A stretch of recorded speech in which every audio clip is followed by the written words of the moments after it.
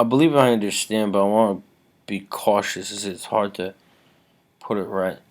Part of what's been happening is that all the different types of ways in which like people who have are conscious like on a regular basis or were made conscious at a young age like about the issues of our planet like they make they do it's on their mind to do things like conserve water, so bring your own bag to the supermarket. See, people their consciousness is geared towards conservation. Um, there's certainly another part of there's a part of the political class that wants to regulate industry with regard to looking after the environment.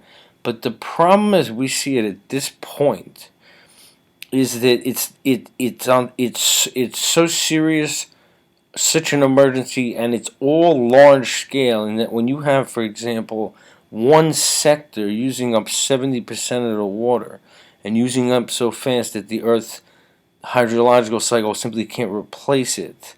Okay, it has to be structural to change, but by lying to people about how see the same party that keeps telling people there's no problem with the environment, roll back regulations, that's not happening. These are the same people that are lying about how the economy works in a way that will make it so that we actually won't be able to save the planet and we'll all die together.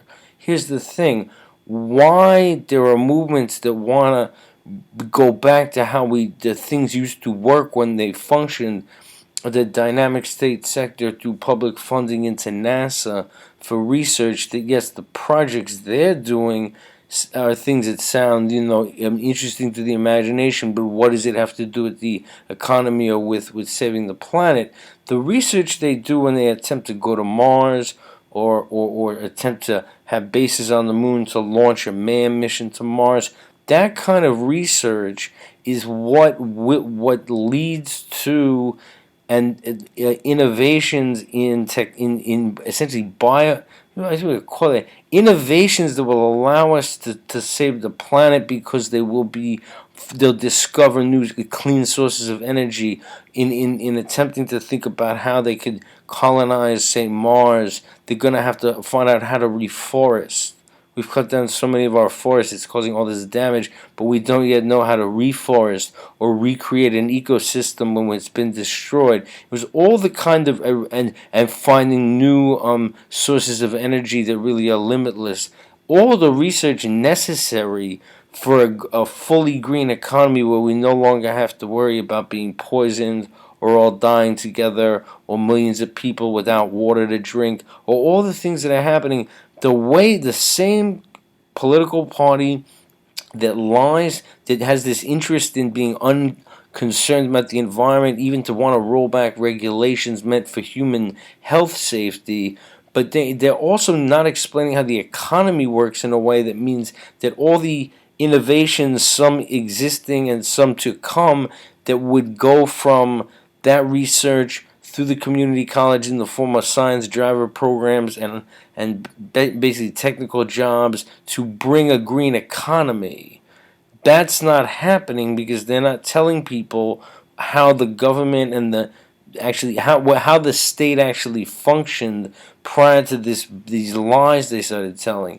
That's why the green technology doesn't come. We've shut down the science driver for it.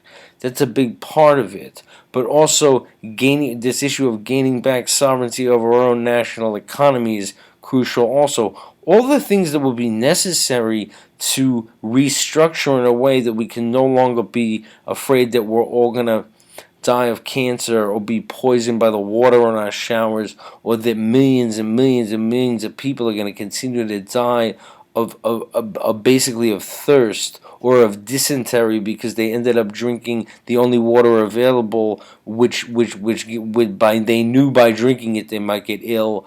I mean, all of this needs the whole country needs to be aware of the crisis, but they also need to be aware that all of our different types of solutions in the past It should continue that people conserve. It should continue that we regulate businesses that harm the environment. But that it's gotten so large scale that the changes have to be structural, and everyone has to live in reality about them.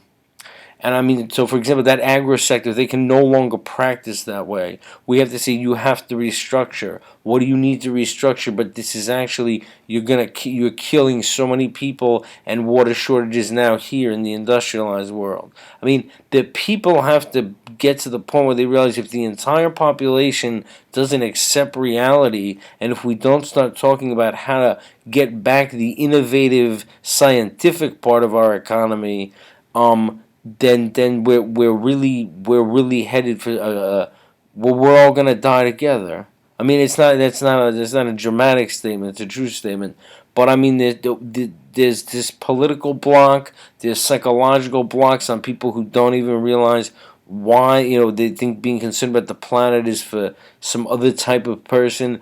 All industry has to cooperate in finding out not only what they need to do to restructure, how they can work with NASA and the new technologies and new ways of doing things, but also we have to find mechanisms to do something which is simply. I mean, we need to discipline transnational capital when it's doing things like this. 70% of the water being used by one sector, used up so fast that people are dying of thirst all over the planet, including right across the border. Okay, this has to be a national project that everyone understands and that has large scale solutions. But the fear that can't happen is like looming.